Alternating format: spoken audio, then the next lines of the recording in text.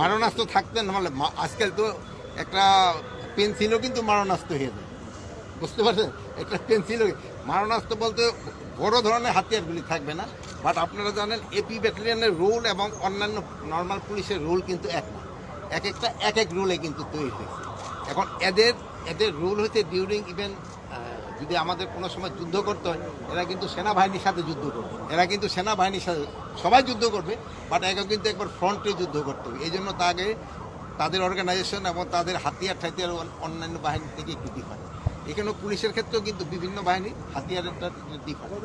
যেমন এখন ধরেন যে নৌ পুলিশ, তার হলো জলদান হলো বেশি দরকার, আবার ইন্ডাস্ট্রিয়াল পুলিশের হলো অন্য ধরনের, একটা পুলিশের রিকোয়ারমেন্ট এক এক রকম, বাট এদের ক্ষেত্রে হলো রিকোয়ারমেন্ট অন্য রকম। মারণাস্ত্র তো সবার কাছে, মারণাস্ত্র বলতে হলে ওইটা বুঝাইছি বড় ধরনের অস্ত্র থাকবে না, তার কাছে তো রাইফেল থাকবেই।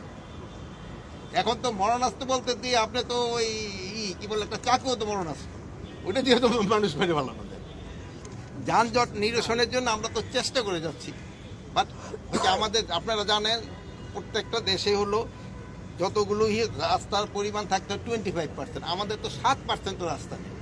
এই জন্য তো এই গাড়ি ঘোড়া কিন্তু দিন দিন বাড়তেছে, এই জন্য এই সমস্যা থাকতেছে। বাট এটা আমরা সর্বাত্মক চেষ্টা করতেছি, আমাদের পুলিশ বাহিনীকে সর্বাত্মক চেষ্টা করে তারপরে যতটা উন্নতি করা যায়।